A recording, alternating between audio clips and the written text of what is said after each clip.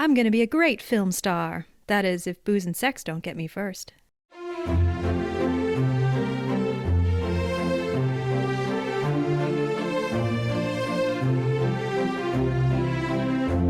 Welcome to Your Pick, a film podcast. I'm Geneva. And I'm Tatum.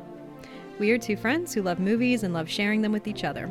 Each week we take turns picking a film that is close to our hearts and talk about why it moves us, to tears, to laughter, and everything in between. We celebrate the craft of filmmaking, as well as the unique and personal ways we find meaning in the movies we watch.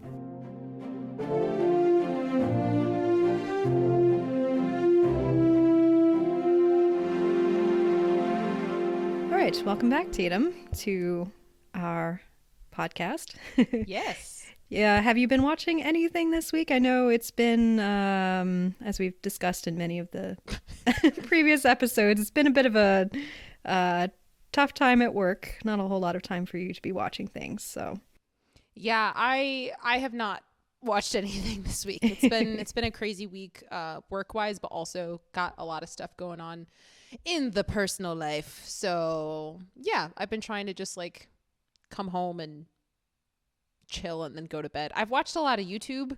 I've been finding a lot of like self-care YouTube channels that I like, where they either just help me relax or help me just find fun and just laugh a little bit. So yeah, I've just been watching like a 15-minute YouTube video when I come home and then passing out on my bed. So nice. Yeah. That's exactly what YouTube should be used for. I love it.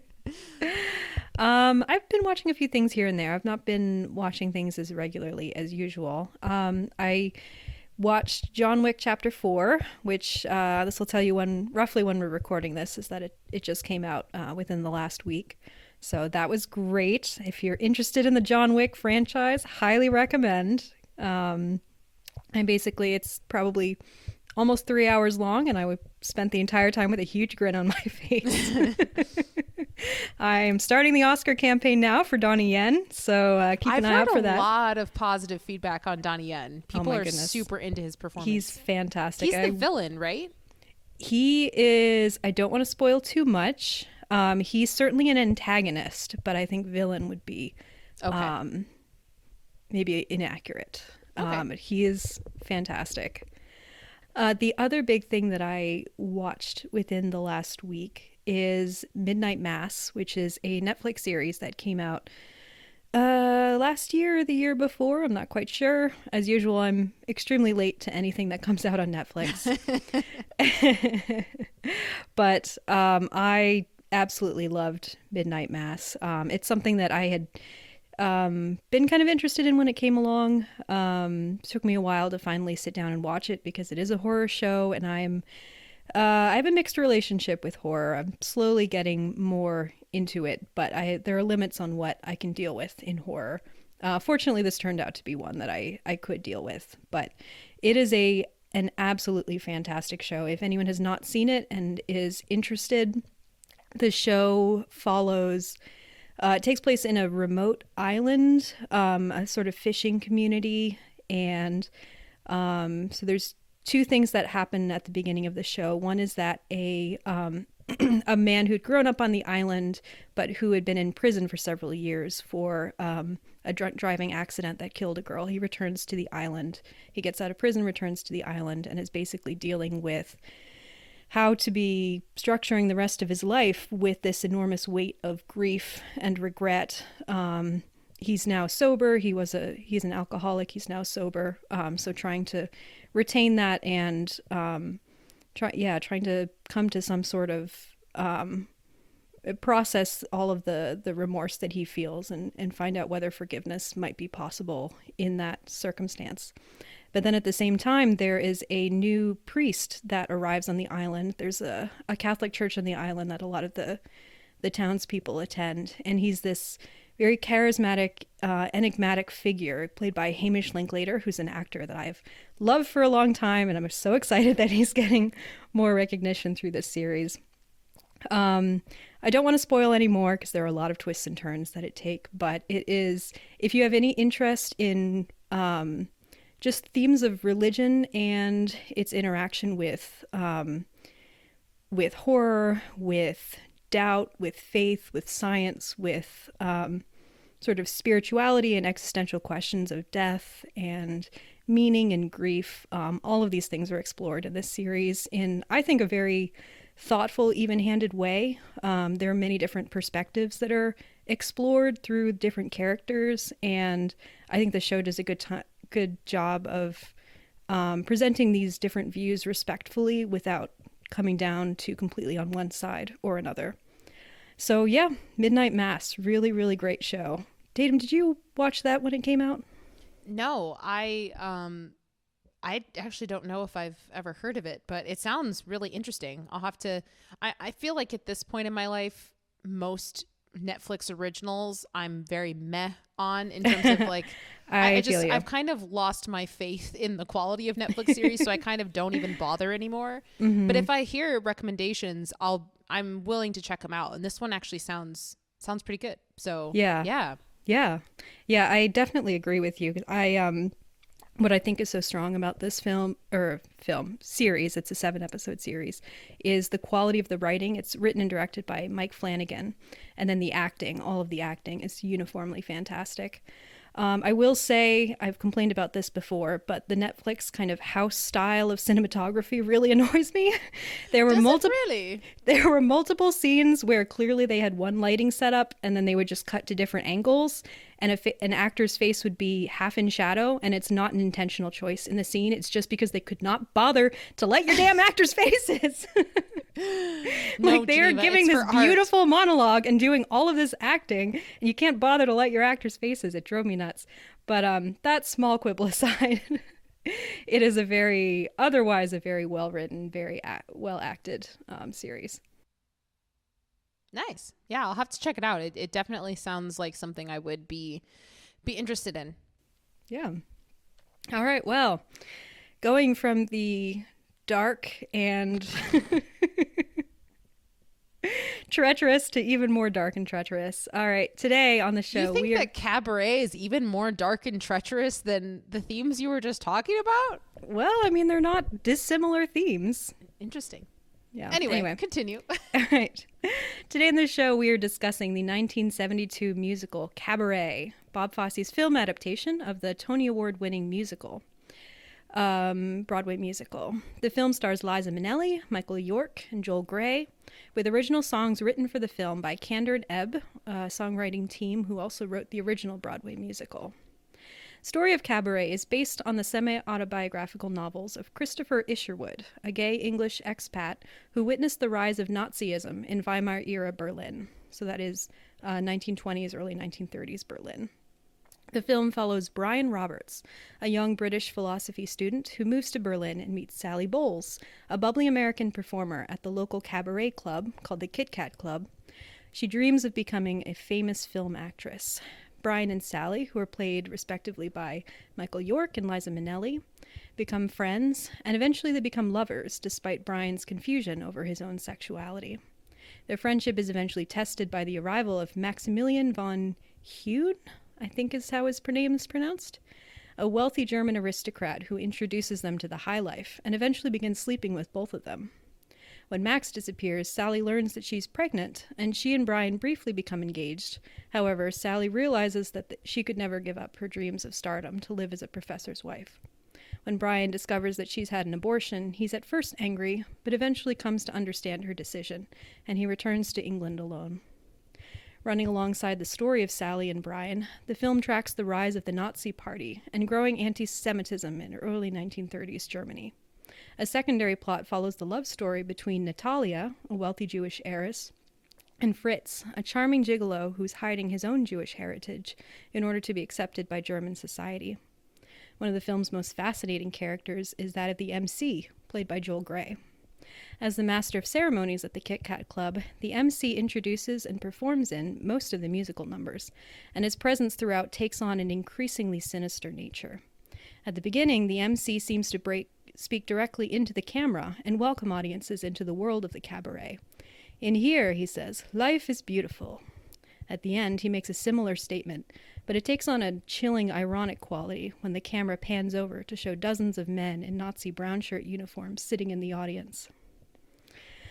All right, Tatum, had you seen Cabaret before? And what were your thoughts on this watch? So I had thought that I'd seen this movie, but if I'm being perfectly honest, I confuse this movie with Chicago a lot. Oh, interesting. Yeah.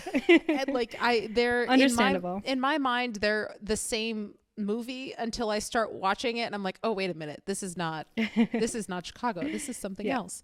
And I also kind of confuse this with Sweet Charity too, because another Bob Fosse film. But anyway, so it turns out I had not seen Cabaret. I thought I had, but I did not. I had not, and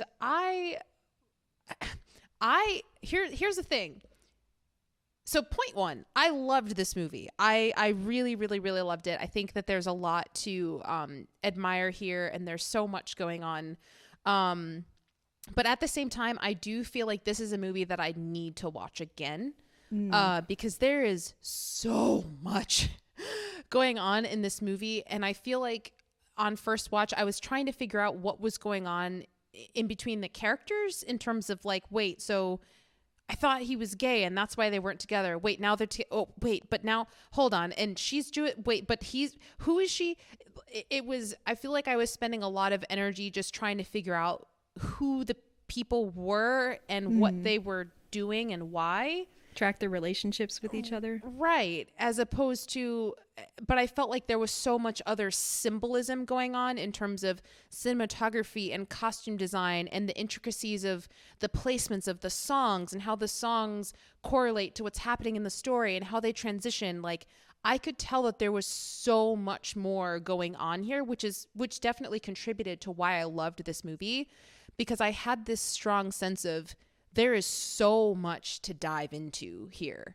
But at the same time, I wasn't, there was just so much going on that I think I didn't fully grasp everything that it was trying to communicate. But I will definitely watch this again. I think that this movie is very well made. I really thought that this was just a fascinating film to watch. I admire the craft a lot. I didn't really want to like this movie because I'm not the biggest fan of Bob Fosse as a person. But that aside, I think that this is an incredible work of art. And I do have to say, this might sound like an extreme statement, but I literally went through the list online of all of the Best Actress winners. I think that out of all of the Best Actress performances, out of the winners that I've seen, I think that this is the best. Wow. Mm-hmm. I was absolutely blown away by Liza Minnelli's performance and enraptured by the character of Sally. And I could not keep my eyes off of her. Like, she just, she's not even Liza Minnelli. She is this character. Yeah. And I guess in fairness, I don't really know much about Liza Minnelli as a person in terms of what her behavior is like. So maybe she is more like this character in person than I know. I'm not sure. But this character, I just felt like was so well realized, and there was so much there for her to bring to life. And I thought she just did an incredible job. I mean, obviously she can sing and she can dance and she's beautiful, and the costume and the hair and makeup helps a lot bringing her character to life. But I don't know, just her performance in terms of her voice and her facial expressions and I think that, I mean, this kind of goes without saying. I was going to say if she wasn't in this movie, I wouldn't like it as much. Well, obviously, because the whole movie kind of revolves around her in a way. But I just found her to be an incredibly compelling protagonist. And I just felt like there was so much complexity to her that we don't really see because it's not explicitly told to us, but we can, or at least me, like, I could get a sense of maybe what her past was like and why she's at where she is now and what she's been through. And I was really impressed with this movie as a whole. And I think that Liza Minnelli's performance brought it to another level for me. So I'm really glad that you suggested this. I look forward to watching it again so that I can analyze it more, because like I said, the thing that I was really frustrated while watching this movie because I could tell that there was so much there. I was like, I really want to study more of why they're choosing this song right now, and why everything that Joel Grey, how everything that he's saying is affecting or attached to what's going on outside of the cabaret. Yeah, I would love to dive into that more, but on first watch for me it was impossible. I tried and I was like, no, this is too much brain power. I don't want this to become like a academic thing the first time I watch it. I want to just experience it. So but yeah, I really, really, really enjoyed it. Yeah. Oh my goodness. I'm so happy that you said that. I had not realized that you'd seen it before. I think I had just Me been neither. assuming that you'd. That makes sense. Yeah. Obviously, for anyone who's not aware, Chicago also has Bob Fosse connections. I believe Bob Fosse was the director of the original when Chicago was originally staged on Broadway. Should probably look that up to make sure I'm not completely misattributing it. But yeah, a lot of the sort of there are a lot of visual similarities just because Bob Fosse's style is so iconic in terms of the choreography, in terms of the sort of lighting and costuming choices, his use of kind of black costuming, you know, solid colors and shadow and stripe and things like that. You know, very, very iconic and consistent within Bob Fosse's oeuvre. Yeah, I personally, I love Bob Fosse as a director. I've seen all of his films with the exception of Lenny. Granted, he didn't film, he didn't make very many films, but yeah, all his films that I've seen, I've liked to one degree or another. And I just think he's a really visionary and brilliant director, despite being, as you said, a very complex, not always a good person. I think that there is this streak of cynicism and even self-loathing to him that is really fascinating. And the sort of, I don't know, the tensions in his work between, you know, he is a showman, he's worked in show business his entire life.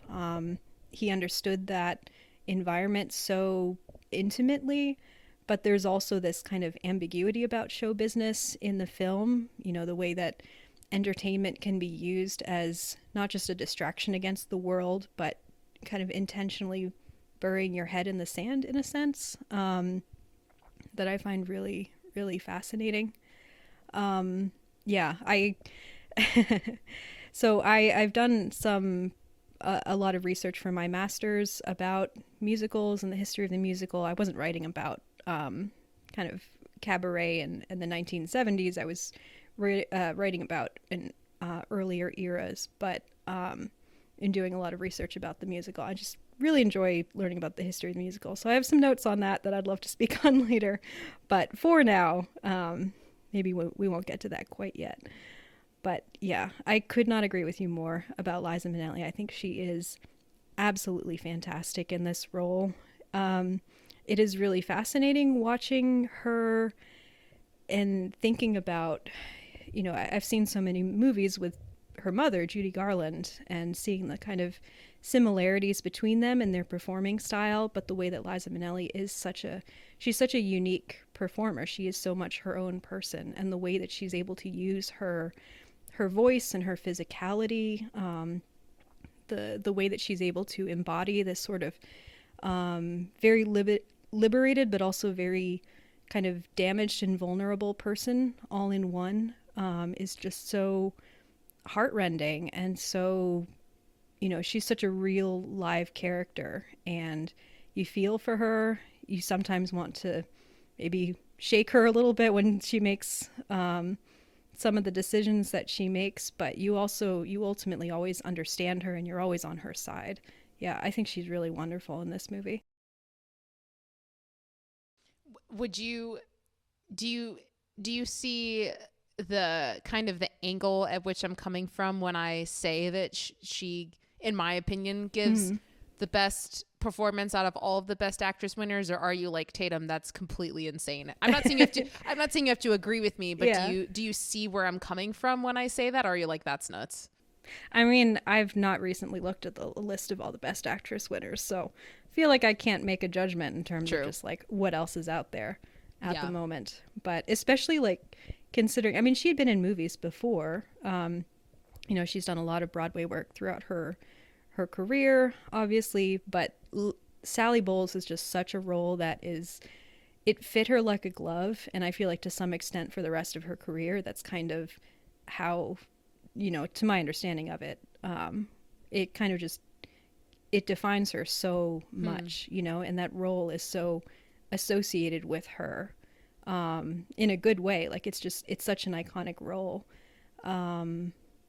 Yeah, it's crazy to think that there was a whole Broadway musical that was on stage and won a Tony with a completely different actress in the role. It's hard to think of someone else playing Sally Bowles. And I mean, that's a musical that's been revived many times.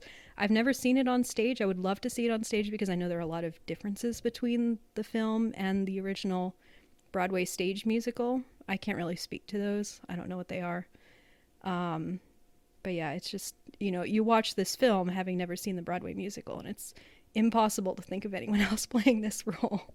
Yeah, I can't even imagine anyone else playing it. That's crazy.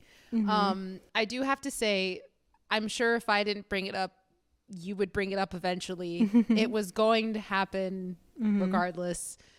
But the whole entire time watching this movie, I was thinking of the Liza Minnelli tries to turn off a lamp SNL sketch. Liza, we gotta go. We're gonna miss the show, Liza. Okay, let me just turn off the lamp. There's a little button. Oh, it's a button. Oh my Let me try one. Boom. Two. Boom. 3 times. Oh my goodness. I was thinking about that the whole time. If anyone doesn't know what we're talking about, look up Saturday Night Live. Liza Minnelli tries to turn off a lamp. It's Kristen Wiig as Liza Minnelli, and it's hysterical. It's Will just one of the greatest Fosse things I've ever done. I went and watched it after the movie ended. I was like, I have to watch this to just laugh and lighten my spirits. But I'm sorry, I had to bring that up. Yeah, no worries at all. That I'm glad you did. It's so good.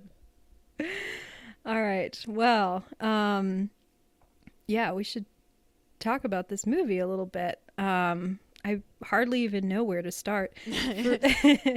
So much happens in this movie. I mean, I do not envy you right now. I do not know how I would break down this discussion. So yeah, I'm here for the ride. Thank you.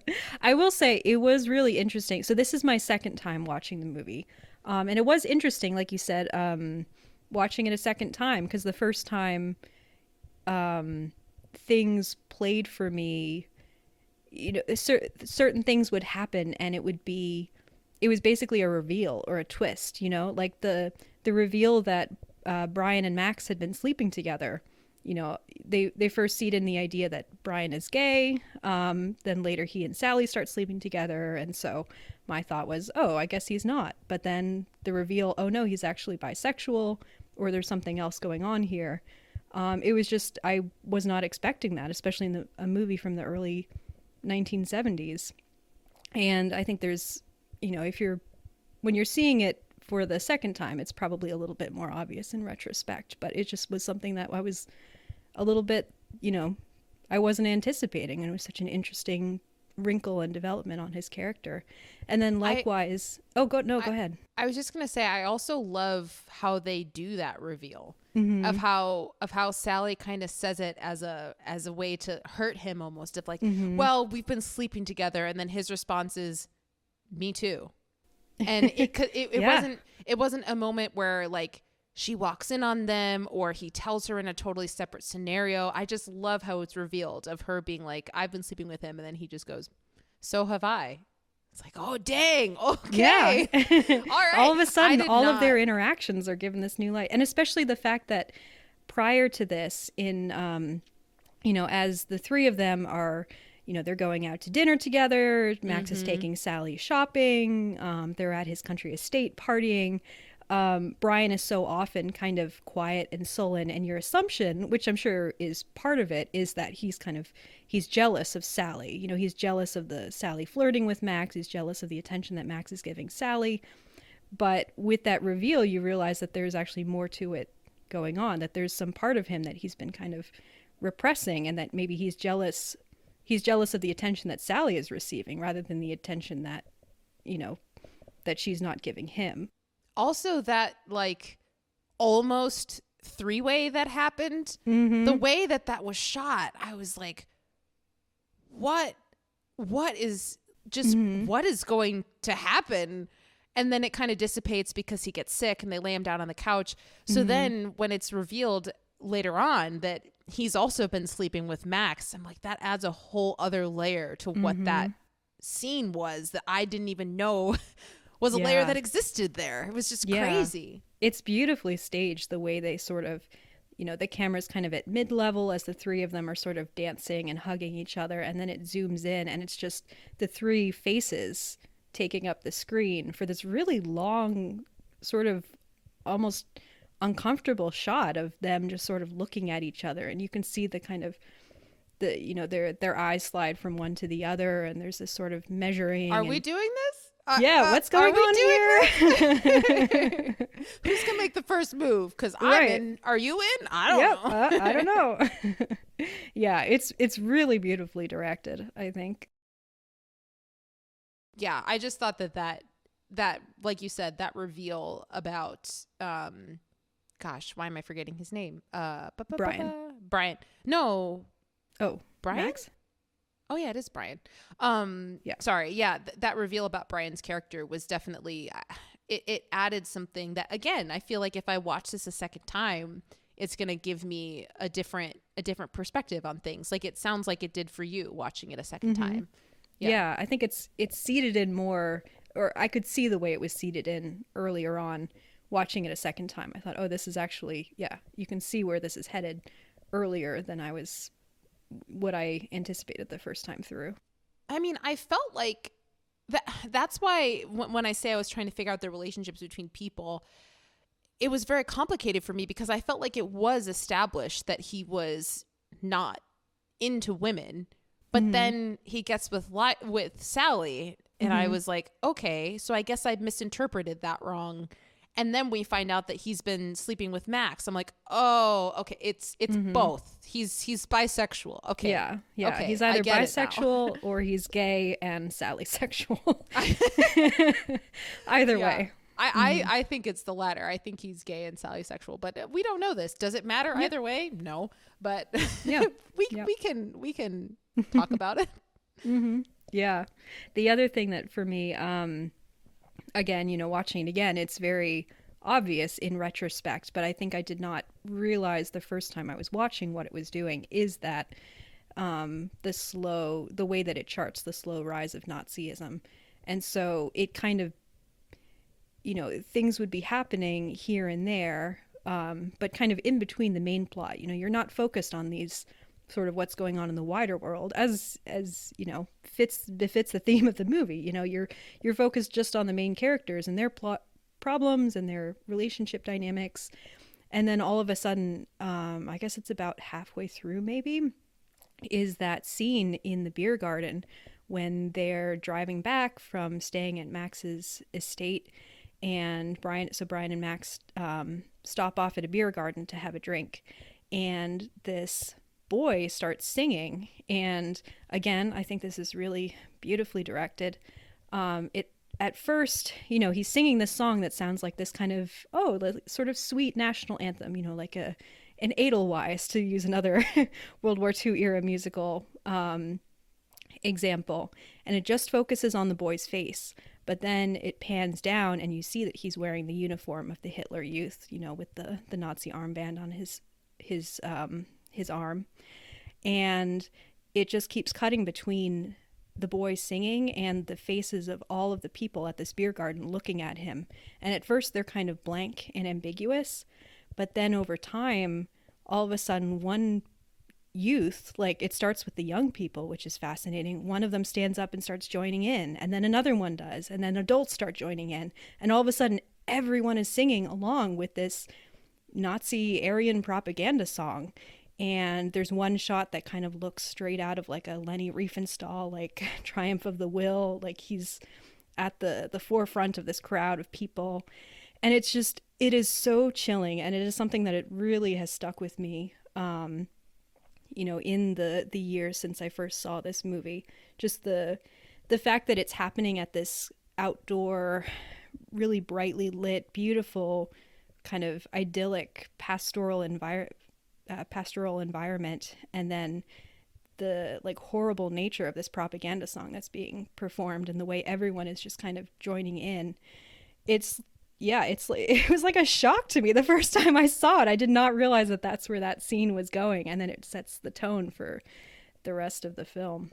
Yeah, I don't know, what were your thoughts on, I guess, that sort of not side plot, because it's kind of like a huge part of the movie, but the way that that's depicted, or that scene in particular.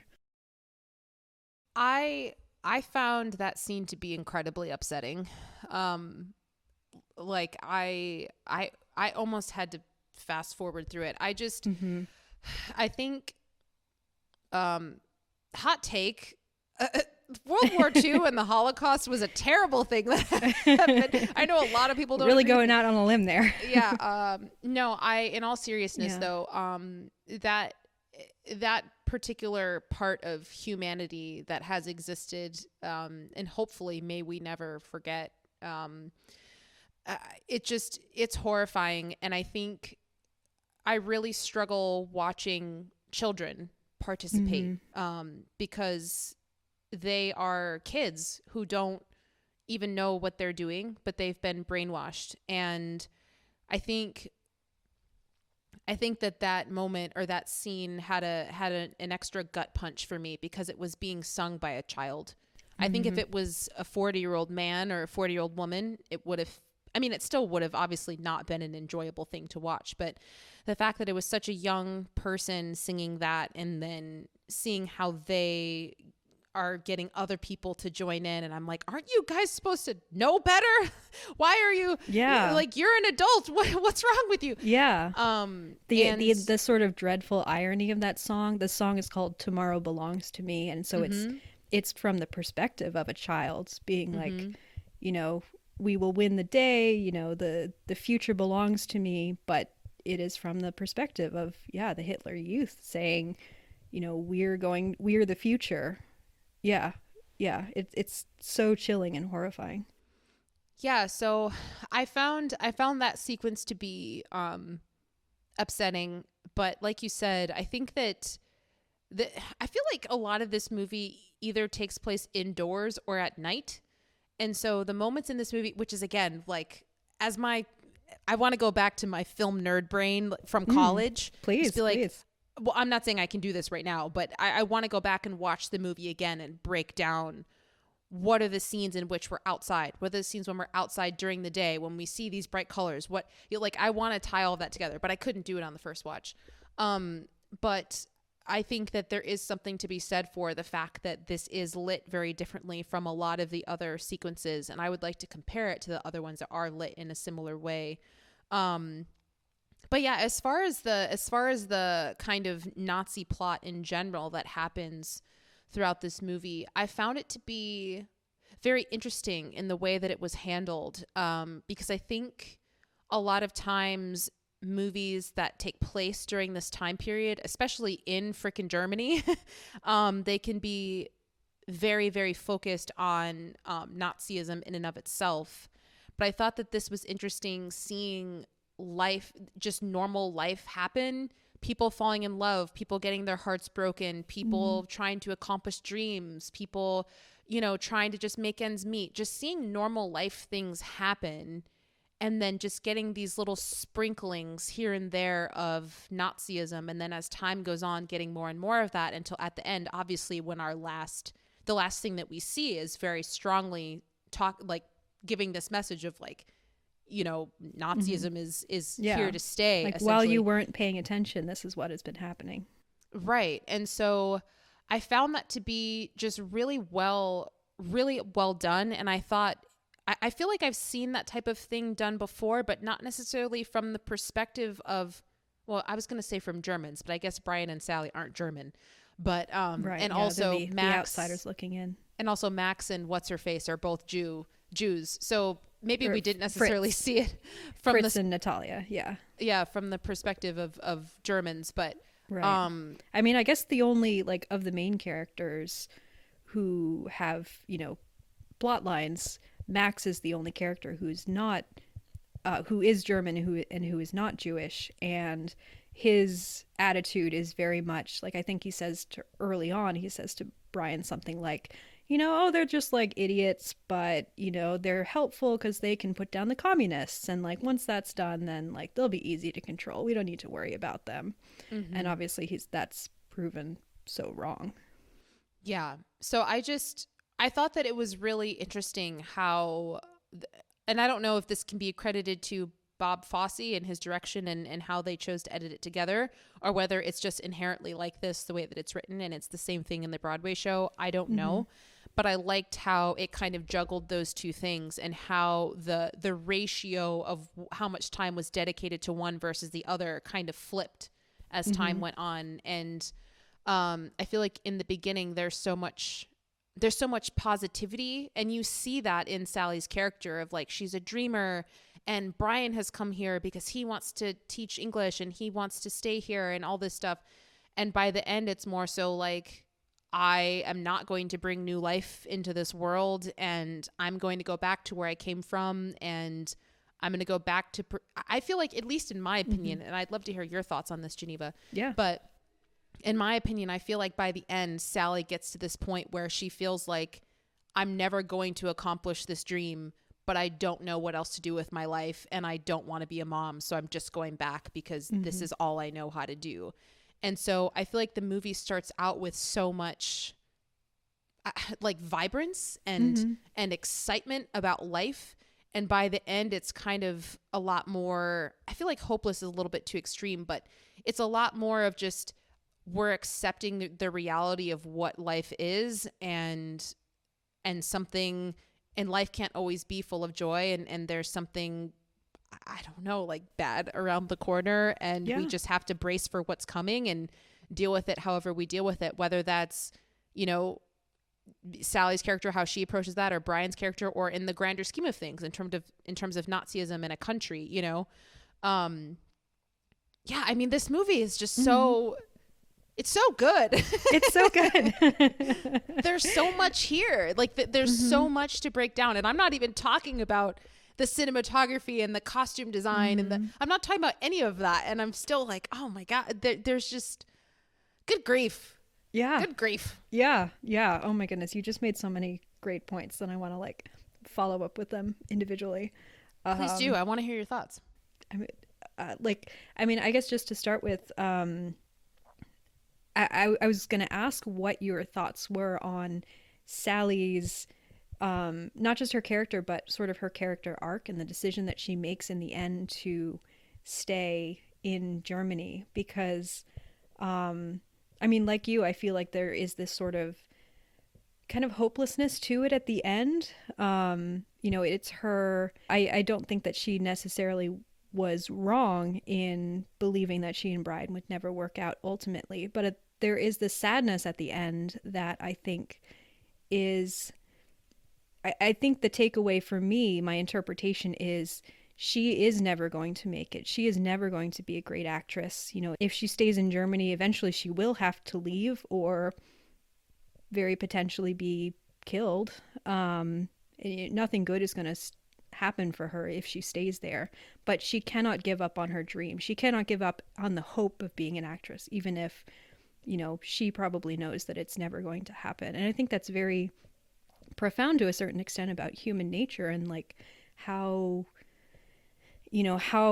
much we need those dreams, how much we need hopes, but then at the same time, how much they can also be a hindrance or a method of delusion, I guess, in a certain sense. Yeah, there is that just profound sadness to her story. Someone who is so vibrant and so talented. Like I've actually heard the criticism of this movie, which I watching it was almost kind of inclined to agree with in a certain sense, that like it might hurt the movie to a slight bit that Liza Minnelli is so obviously talented when Sally Bowles like is maybe not Yeah. supposed to be talented or at least you're Yeah. not really supposed to think that she has it to make it. You're like, well, if a producer came into the Kit Kat Club, like obviously they would sign her right away, you know.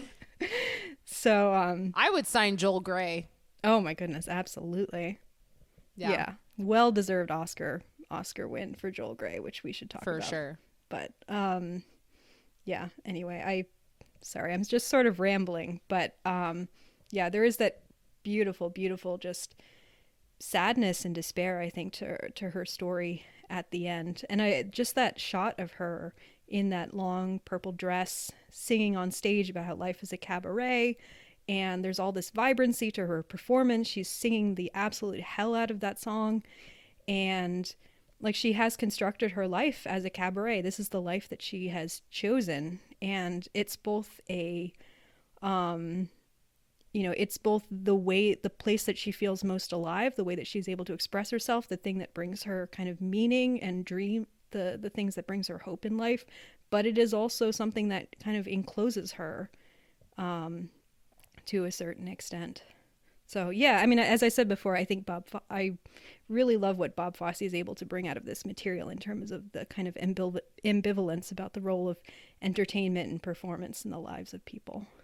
How it can bring good things, but also bad things.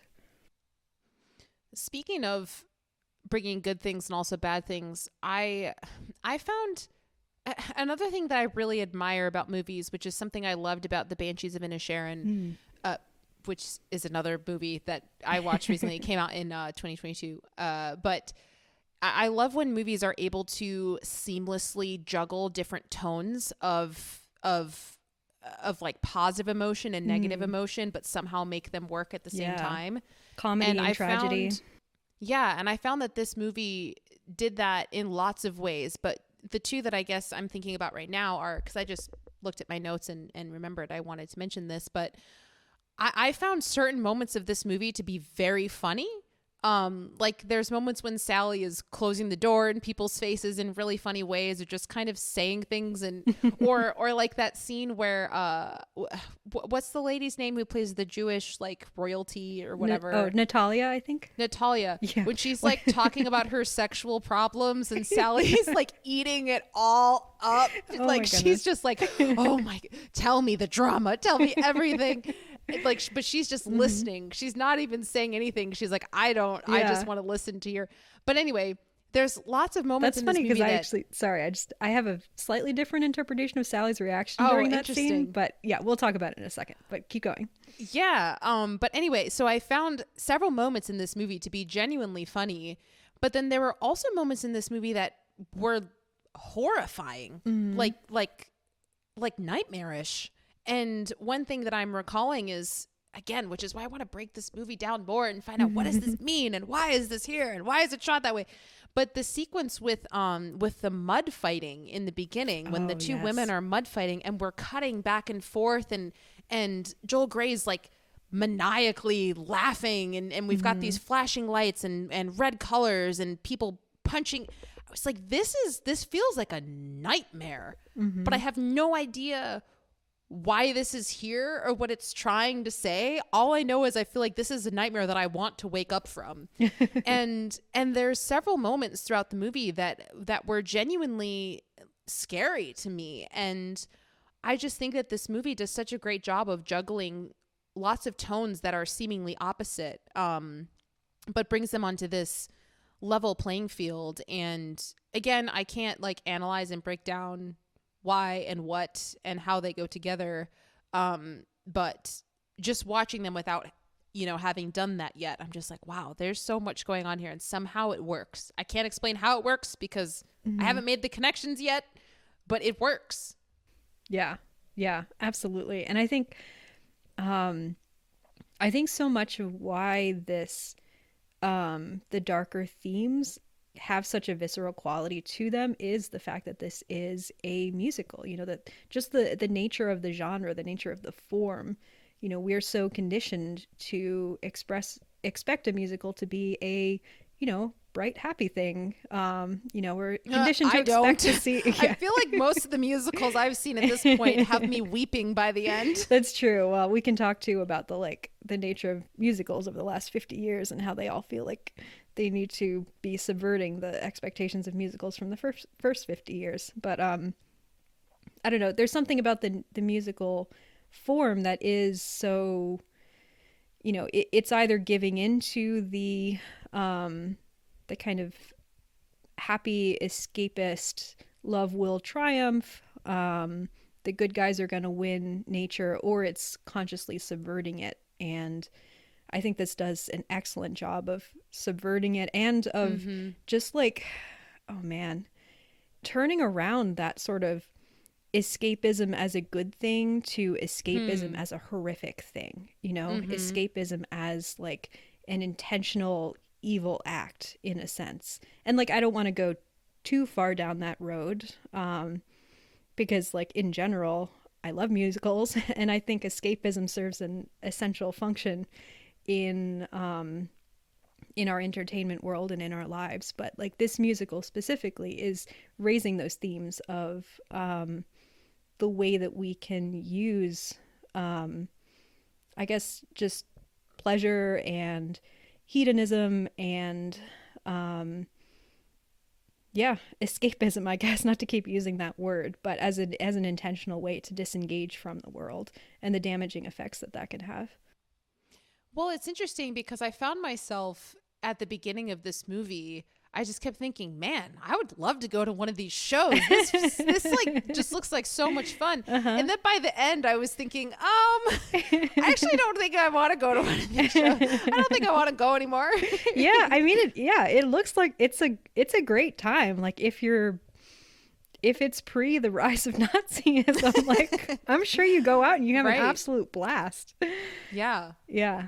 Yeah. And speaking of which, in terms of the cabaret show itself, because I feel like we haven't talked too much about like the cabaret aspects of this movie so far, but I just think that I think the choreography, I mean, it's Bob Fosse, so duh.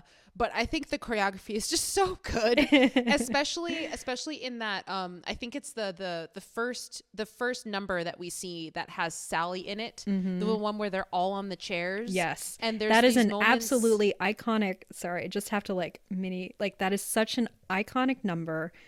I prior to watching the movie, I had watched it on YouTube so many times just because this number is so magnetic and fascinating to watch. It's called Mein Herr, I think.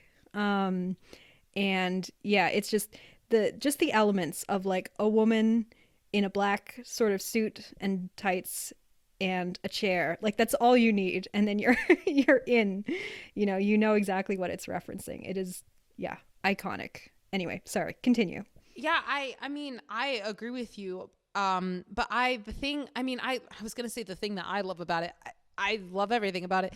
But the thing that really called my attention was there's these moments, there's these beats in the number where it's just like, t, t, t.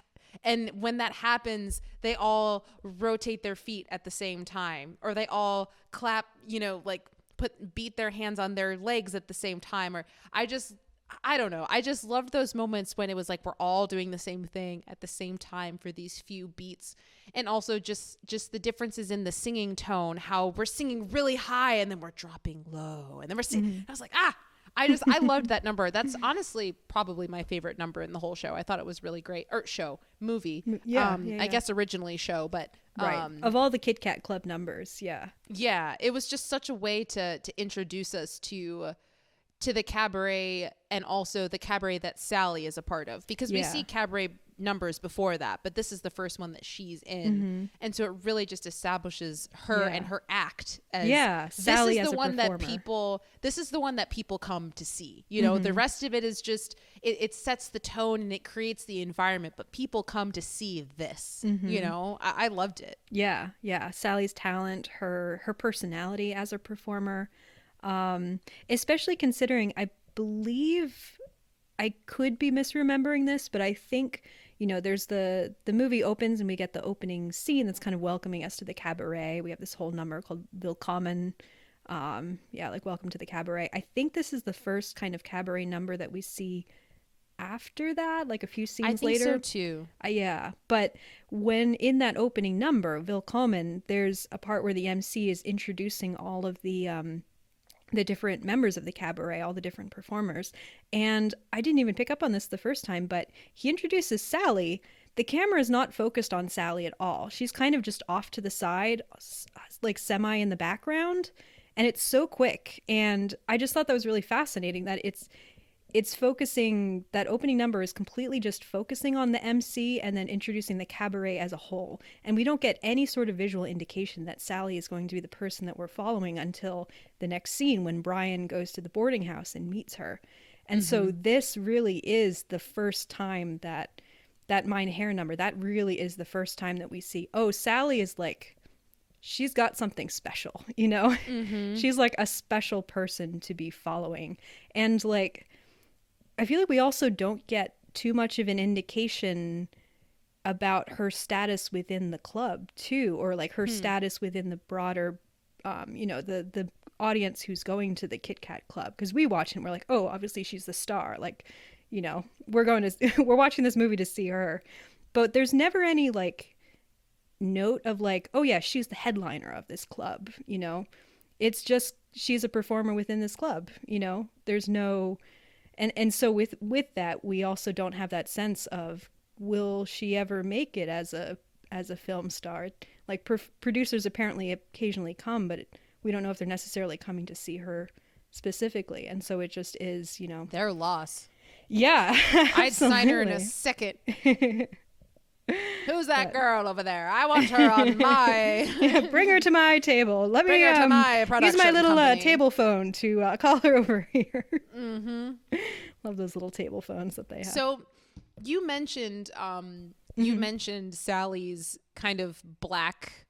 I almost can't even call it a jumpsuit because it has shorts. But yeah, but it's almost like a leotard type thing. Well, it's like, because this is watching it this time. I think I was maybe like a higher resolution file than the first time I watched it. As opposed to the VHS you watched it on before? I was just like, maybe it's because I've seen that number so many times on YouTube where the resolution's not great. And so this time actually watching it on a streaming file, I was like, oh, I can actually make out what she's wearing. So she's wearing these sort of like black tap pants that are like covered in sequins or sparkles. And they're almost they're black, but they're slightly blue.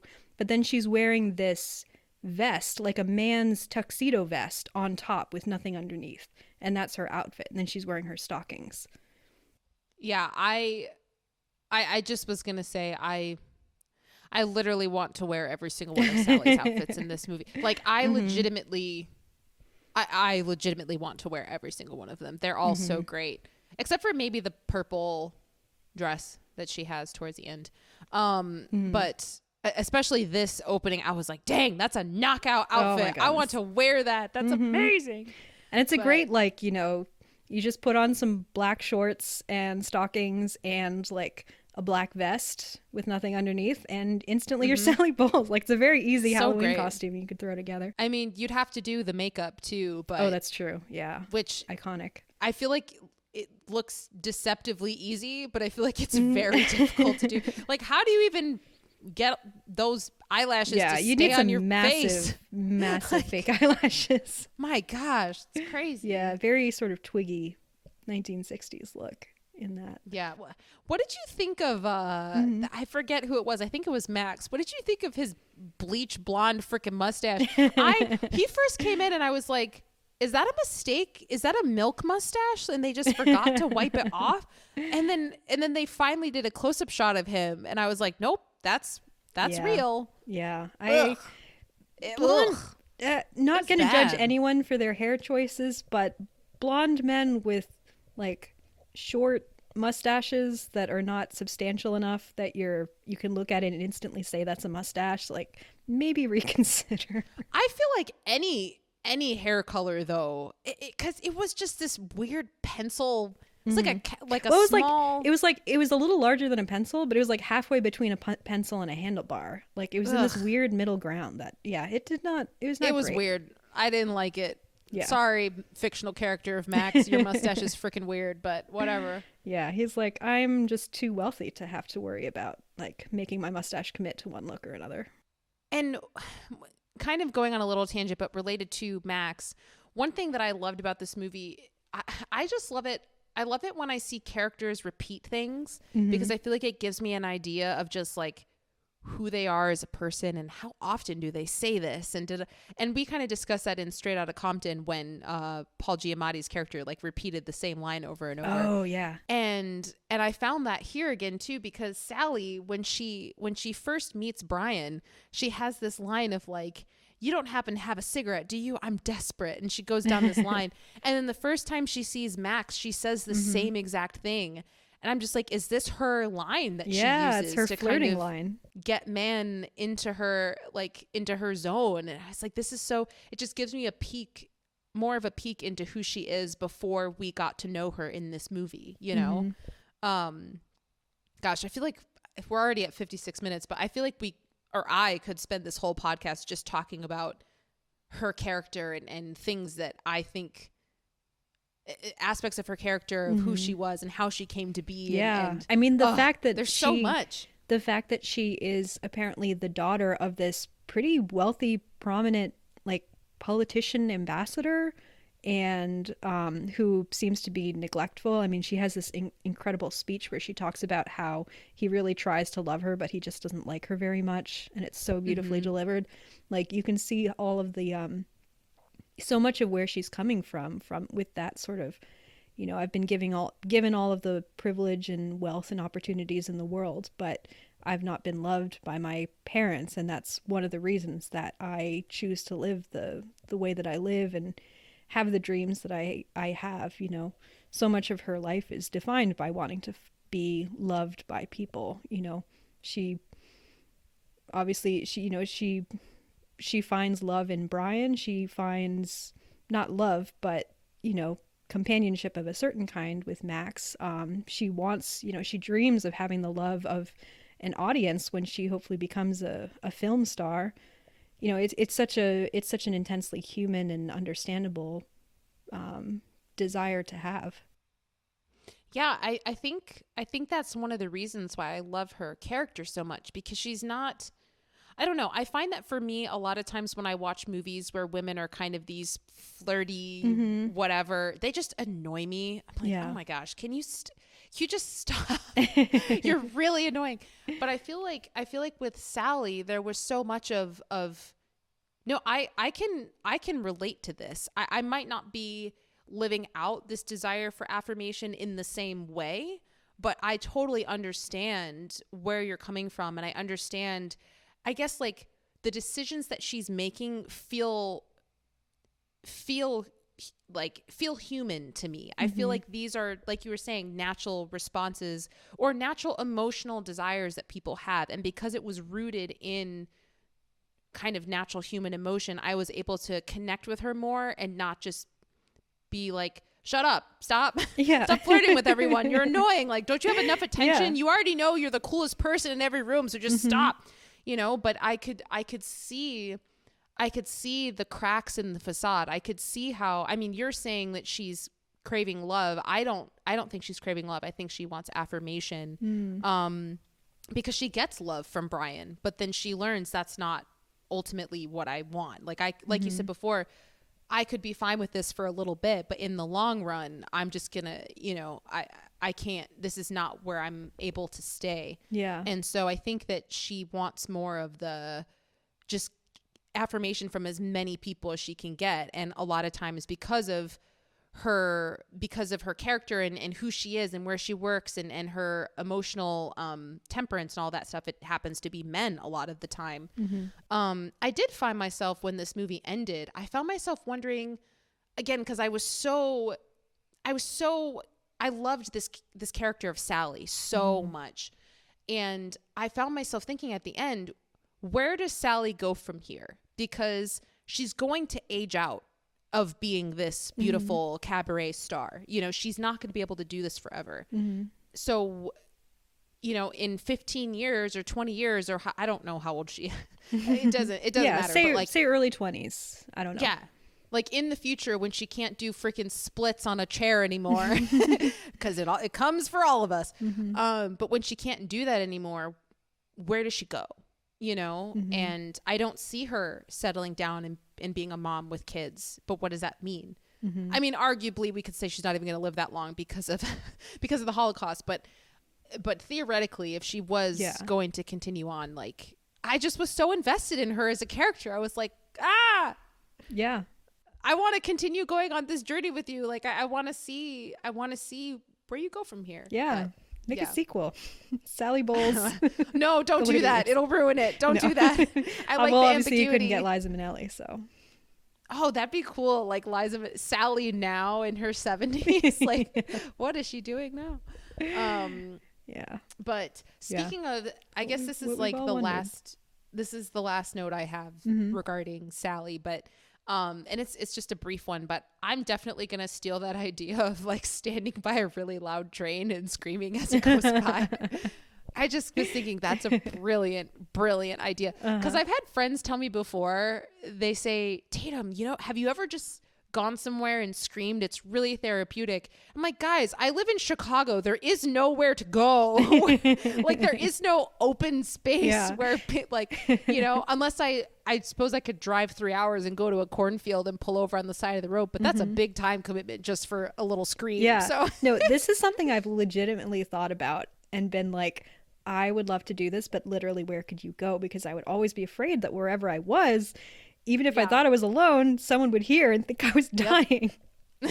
No, so in college, actually, there was a really great tradition that we had where there was a particular hall that had a courtyard, and the idea was that we called it the Holder Howl because it was Holder Hall, and the idea is that at midnight on the day that papers are due, everyone would gather in Holder and at exactly midnight would just scream their lungs out. Wow.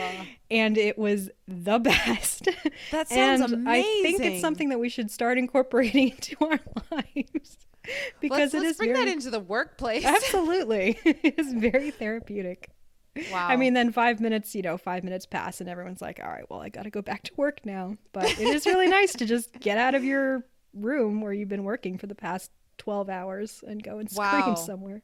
I feel like screaming is one thing, but then screaming in the company of other people who are also screaming takes it to a whole other level. Yeah, that is the thing, is everyone's screaming. So you don't feel self-conscious like and you're not worried. Thing. Yeah, and you're not worried that, like, again, someone's going to overhear and be like, what's happening? Is someone getting attacked? Like, should I call the police? Because this is like an accepted thing.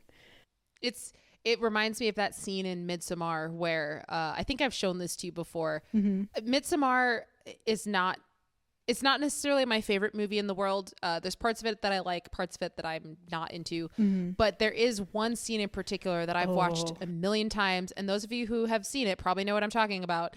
But it's the scene when Florence Pugh's character finally has her breakdown after like being in this cult zone for a really long time. And she breaks down in this room and she is basically having like a panic attack, and this group of women who are part of this cult, they come and surround her, and they like Florence Pugh's character basically starts heaving, and then her sobs are building and building and building. And then the women that are all with her are like mimicking her sobs and her breaths, and then all of a sudden they're all screaming and crying together. And I think it's beautiful. And it's interesting because it takes place in this horror movie, and I think it's part of it is supposed to feel, maybe, I don't know what this says about me, but I think it's maybe supposed to be slightly horrifying and uncomfortable. But for me, I'm like, this is one of the most beautiful things I've ever seen. But yeah, you showed me, I have not seen Midsommar, but you've showed me this clip, and it just calls to mind like what I've heard from friends who've given birth naturally, and how like being in a room with the presence of like, a midwife or a doula and female, sister-in-law, mother, grandmother, like just being in the presence of all of these women who are kind of helping you through that process can be very sort of therapeutic in a certain way, even through the pain, which as someone who has not given birth, I struggle to understand that. And I'm like, just give me all the drugs. I'm happy not having that experience. But like, yeah, it is sounds like a really interesting and kind of I guess primal would be a good word for it, like in the sense that it's just this innate sort of deep human feeling, and that sense of sort of community and expressing something that is so, yeah, deep within the human psyche. I don't know, I'm just sort of rambling, but that's a really good scene that you showed me. Yeah, my sister's a doula, so shout out to all the doulas out there. Yeah, thank you for your service. Yeah. Anyway. Yeah, I just on that scene, I just have to put in a note too. The screaming by the train scene. Yes, I just love the chemistry between the two of them. Like I think Liza Minnelli and Michael York. Which shout out to Michael York, by the way, in this movie, who I think, he has a less showy role because he is more of the stiff upper lip character. So I can see why he did not receive an acting nomination, just because it sticks with you less than Liza Minnelli or Joel Grey. They have the more showy roles, but I think he really, really does a great job with what he has. I think he acts so perfectly as kind of a grounding point and a counterpoint to the more showy elements of the movie. So shout out to him. But anyway, I think the two of them have really sweet chemistry together when things are going well for them. And just the little interaction where he's all British and stiff upper lip, and she's like trying to get him to scream, and he's like, no, I can't. Okay, I'll do it. We're British, we don't do that. Doesn't he say something along those lines? Like, I'm British, I can't do that. I can't. Yeah, like I physically can't. Yeah, it's very cute. Yeah. So Geneva, I don't know if there's anything else specific that you want to talk about, because for me, yeah, I guess the two other things I wanted to bring up. Well, I just wanted to also say, if you want to go on your tangent at any point about the history of well, whatever. That's what I also wanted to do. Okay, I guess just in terms of the plot, we haven't really spoken too much about the Fritz and Natalia subplot, and I mean, it's not a huge subplot. We've touched on it a little bit already, but I had completely forgotten about it from the first time I watched it. I mean, it does kind of just abruptly end. It's yeah. like, oh, they're married now. Okay. Yeah. But the second time through, I thought, actually, I really like this. Like, it's not, again, it is a little more grounded, a little more subdued. Fritz and Natalia are both kind of, they're less sort of, they're not super big characters, particularly Natalia. They are a bit more reserved and realistic in a certain way, but I think that they do serve a really important counterpoint to the characters in the fact that they represent the real human impact of what is going on behind the scenes.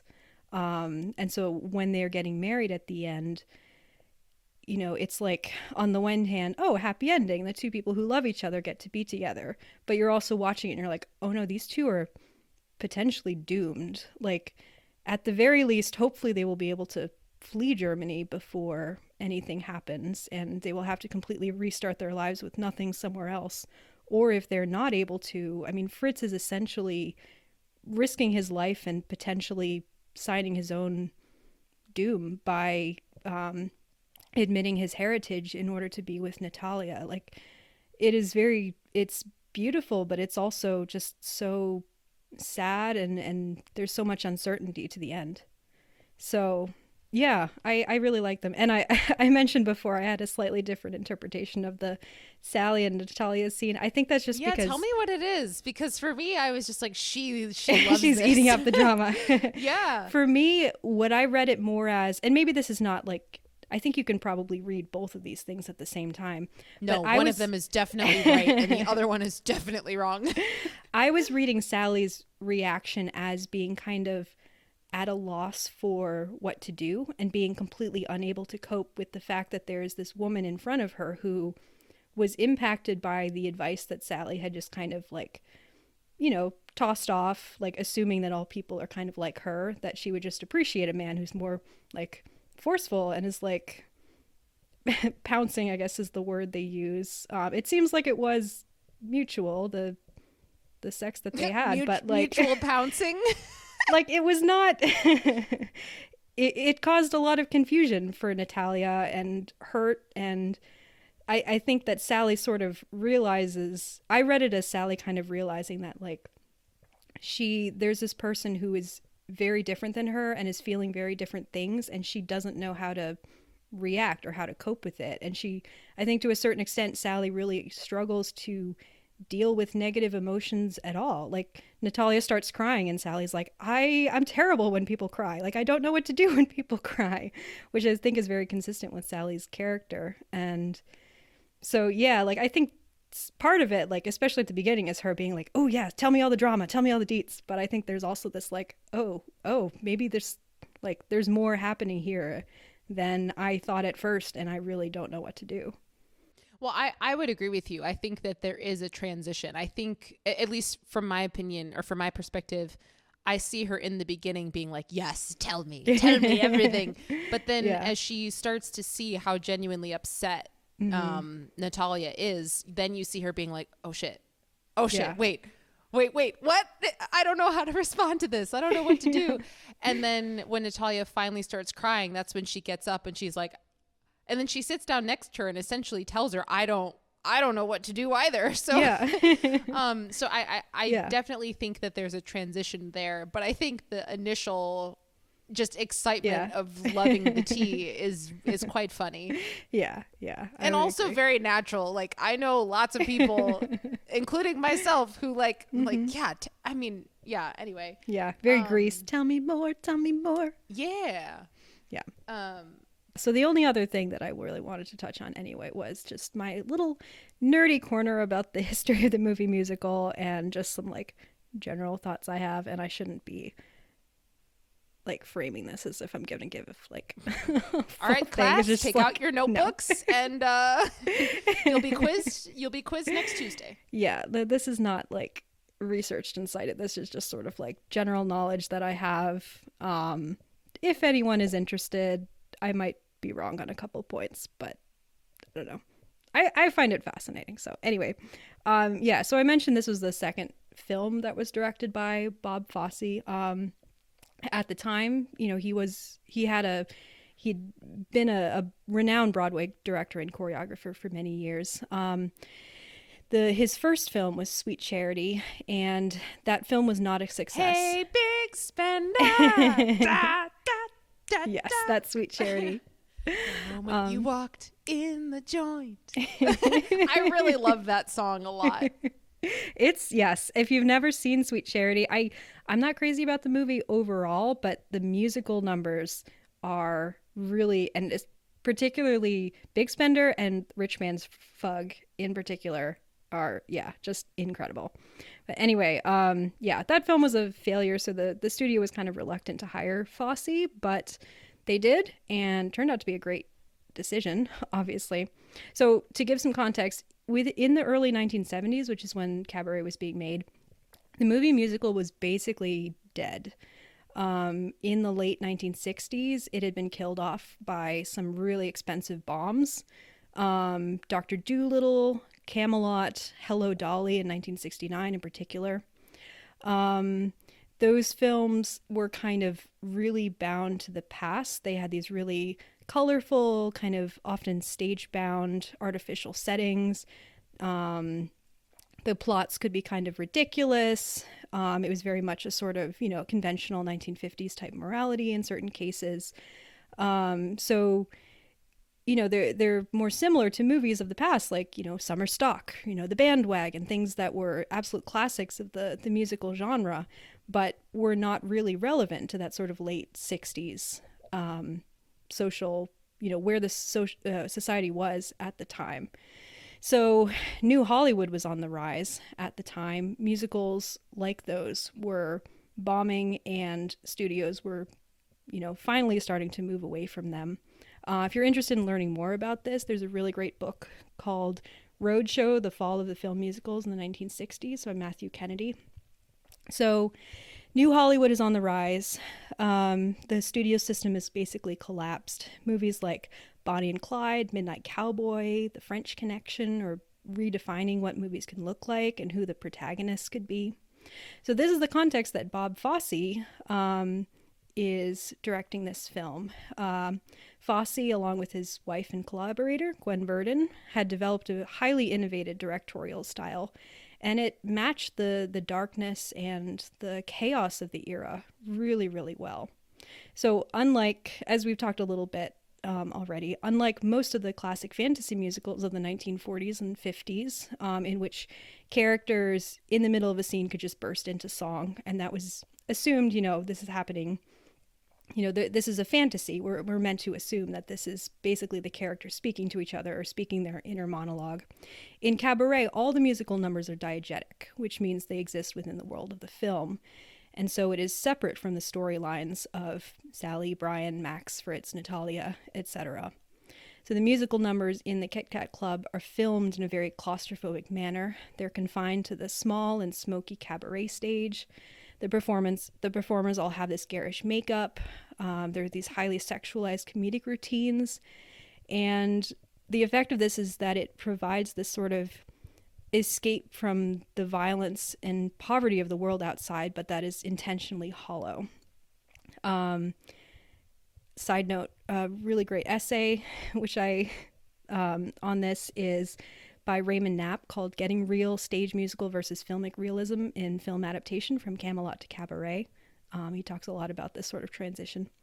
So Bob Fosse, building on some of the techniques and styles that he'd shown in Sweet Charity, he uses the numbers in the Kit Kat Club to basically revolutionize, or at least kind of change tack in the way that dance is filmed on screen. So in the musicals of Fred Astaire or Gene Kelly, what they're doing is they're using these long takes and these gliding camera movements to showcase the performer and the movements of the performer. So the camera is moving, but it's moving in tandem, and the idea is to show off what the performer's whole body and what they're doing. By contrast, Fosse intersperses full-length shots of the performer with lots of quick takes of isolated body parts, faces, hands, or legs. Or he's cutting between the visual of the performer with a montage of events that are happening outside of the club. In many ways, this is kind of anticipating the visual language of the modern-day music video. For that, I would suggest a really, really great book called Dance Me a Song by Beth Ganet. She talks about the directorial style of Fred Astaire and Gene Kelly and George Balanchine. Fascinating book if you're interested in this. Anyway, so the frequent cuts that Fosse uses allow the editing to create a visual rhythm that complements the rhythm of the music itself. And so that really helps to create the chaotic, kind of intense, nightmarish quality of many of the cabaret numbers that we discussed. So this film, there's just this general feeling of hopelessness and cynicism that pervades it, both in the real life numbers and then also in the way that contrasts but complements the musical numbers. And this suits the setting of the story really well, because this is, Germany of the 1930s. It's a nation that's about to be plunged into this decade of absolute madness. But it also spoke to the relevance of the audiences of the time that the movie was coming out. This late 1960s, early 70s era, all these social concerns that are emerging, all of this upheaval that's happening. It's so relevant for the time. It's this way of recreating what a musical looks like for an era that is extremely different than the era when musicals were at their height previously, which is that kind of 1940s, 1950s, early 60s. So anyway, that's my little nerdy corner about what I find fascinating about this movie from the perspective of the history of musicals. Nice. All right, so I guess we should probably start wrapping this up. Is there anything else that you wanted to say about this movie before we get into the legacy and awards? The last thing I just wanted to say, which we don't necessarily have to talk about, but I just thought that it was really just to use a word you used earlier in the podcast, I thought it was really chilling that during the credits there's no sound at all. Because this movie is very loud. There's a lot of music, and the opening is you have the same thing you're looking at visually in terms of the reflection in some sort of mirror, like warped mirror type of thing. But the beginning, it's so loud and energetic. Mm-hmm. And then at the end, you're looking at the same thing almost, but it's completely silent. And I just thought that it's like if you weren't being left with a negative feeling or just like a feeling of dread, I guess. Yeah, that's such a good You're word for definitely feeling it now by the time the credits come around. And I just found that to be a very, just a very, what's the word I'm looking for? I don't know, just like a very specific choice that they made that created a very specific feeling. And I thought, I just thought it was a very brilliant choice. So yeah. No, that's such a good point. And I have to say too, you know, going along with what I said earlier about how I really, really love Bob Fosse, the movies that Bobby Fosse has directed. I cannot wait for you to watch All That Jazz, and I cannot wait to rewatch All That Jazz. Yeah, and can I also just put out there, I feel like I would be remiss if I didn't mention this. If anyone's interested in Bob Fosse, there's an excellent FX show, limited series that came out a few years ago called Fosse Verdon, starring Sam Rockwell and the brilliant Michelle Williams. It's very, very, very well done. It's a limited series, so it's easy to watch quickly. But yeah, it tells a lot about Bob Fosse and kind of his growth in fame and his personal life with his partner. And yeah, I would highly recommend it. So yeah, if you're interested in all on Bob Fosse, watch. I mean, it's not just about Bob Fosse. It's also about, Fosse Verdon. Putting a FX spotlight back series. on Gwen Verdon, who's often forgotten today, but who was so influential and essential to his style. She drove a lot of his creative projects, but she never got the credit for it because he also was an asshole and never really gave her the credit for it. Well, and I think too, I mean, I could be a little bit wrong about the timeline about this, but I believe when they first met and began collaborating together, she was the star. You know, she was the famous one, the Broadway star, and his star eventually came to eclipse hers. And I'm sure he was the asshole who never gave her credit, and she's kind of forgotten in some circles today. You know, she's not the household name that he is, but she deserves every bit of credit alongside him for the things that they were able to pioneer together. And also, just speaking of Sweet Charity, if you've never seen it before, highly recommend looking up Sweet Charity Gwen Verdon, because there's a performance from, I think, the Tonys, where she does what's that song that she performs in the bedroom of the star when she's... Oh, If They Could See Me Now. Yep. Yes. Gwen Verdon is unbelievably magnetic. Like, you cannot believe the things that she is able to do with her voice and with her body. And yeah, she's an incredible performer. So anyway, thank you. Yes. For recommending that, because that is essential content. And I don't think you've seen it. No, not yet. I keep meaning to. Yeah, I've heard great things about it. Okay, Cabaret. This is the second FX limited series. I'm like, you gotta watch Feud. I do. Watch Fosse Verdon. You know. I do. Yeah. My understanding is that Fosse Verdon is a bit maybe more historically accurate than Feud is. I do really want to watch Fosse Verdon. Anyway, yes, Cabaret awards. So, can be a bit hard to get an accurate reading because for movies that are on the older side, but currently Rotten Tomatoes has Cabaret at 92%. Metacritic has it at an 80. Cabaret was a huge award success. So it was nominated for 10 Oscars in all, and it won 8. So it won Best Director for Bob Fosse, won Actress for Liza Minnelli, Supporting Actor for Joel Grey, Art Direction, Cinematography, Editing, Score, and Sound. The only categories that it lost were for Best Adapted Screenplay and then for Best Picture. And fun fact, it lost to The Godfather, you know. A little thing like The Godfather. Cabaret. I actually looking at it from a different perspective. I wasn't aware that The Godfather lost so many things to another. I assumed it swept. So that's super interesting to me. Yeah. Anyway. Yeah. So fun fact, Cabaret holds the record for being the movie that has won the most Oscars without also winning Best Picture. So, and I pulled one quote from our good friend Roger Ebert from his review of Cabaret at the time in 1972, just because I thought it sums up a lot of the things that we've been talking about. So he says, "This is no ordinary musical. Part of its success comes because it doesn't fall for the old cliche that musicals have to make you happy. Instead of cheapening the movie version by lightening its load of despair, director Bob Fosse has gone right to the bleak heart of the material and stayed there well enough to win an Academy Award for Best Director." So, yeah. Sums it up well. All right. So, final thoughts. Anything that has kind of moved you or stuck out to you? I said already, but I'll just repeat it. The thing that really stuck with me longest after watching this movie for the first time was that sequence at the beer garden, in which the first the boy, the Hitler Youth, and then all of the population starts singing along to the Nazi propaganda song, and just the sort of gut punch of realizing, oh my gosh, while we weren't looking, things have gotten this far, and we know they're only going to get worse. Yeah, it is such a gut punch.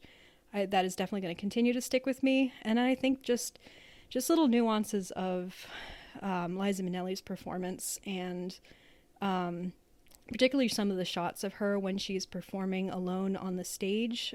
She sings this beautiful song called Maybe This Time after she and Brian get together for the first time, and then at the end when she's singing Life is a Cabaret, like there's just this beautiful melancholy, hopefulness and melancholy to her performances in both cases that I think is just, yeah, really, really resonates. So what about you? What stuck out to you? I think for me, the thing that's really going to stick with me, which this sounds like a backward statement, but it's the truth. I think the thing that's really going to stick with me is how much I want to watch this movie again. It's been a while since I finished a movie and just thought I really want to watch this again as soon as possible, because I feel like I keep saying it over and over again, but I feel like there's so much here and I'm only grasping at 30% of what's going on, because there's so much in the cabaret itself and how that relates to everything else, and the structure of the film and how it's cyclical. But the thing that's going to stick with me is how much I want to watch this movie again. Yeah, I'm so excited for you to watch it again. Yeah, I want to break it down piece by piece and just analyze it. This movie it's a treasure trove, I feel like, and I'm excited to get back to it and really dedicate more time to breaking it down. So, yeah. There's so many things that I noticed on the second watch that I haven't even talked about in terms of the choices of which cabaret songs are chosen and placed. You know, there's so many times that a plot point will happen and then immediately there's a cabaret song that comments on it in some sort of ironic way. Like the money one. Yeah, the money one is great. Like money makes the world go round. I think that's what it is. And then also in the realm of, sort of chilling gut punch and subversive use of humor, this sort of sweetness of Fritz and Natalia finally getting together with then the MC doing that whole comedic song about, oh, he's fallen in love with the gorilla. And, if they could only see her as the way I could see her, they would understand our love. And then at the end, that horrible punchline where he's like, she is Jewish, it's just, it's so chilling. We've used that word so many times, but it's so well done. So yeah, excited for you to see it again. I really want to watch this movie again. So yes, I'm really glad you chose this, because I don't think I ever would have watched it because I thought I'd already seen it. So yeah, I'm glad I got the opportunity. Good. Yeah, I'm so glad that you liked it. All right, do you want to share what movie we're going to be covering in the next episode? I'm very excited for this one. So next week we will be talking about the movie Aliens. Woo! Which Geneva was bummed that I chose because she wanted to choose it first. Pretty sure I showed you this movie, so I feel like you kind of stole it from me, but it's fine. Yes, I'm very, very, very excited to talk about this movie. It's so much fun, but also one of the best action movies of all time. Like it's going to be a fun discussion. So yeah, join us for that next week, you guys. All right. Yeah. Thanks everyone. Okay. Bye. Bye.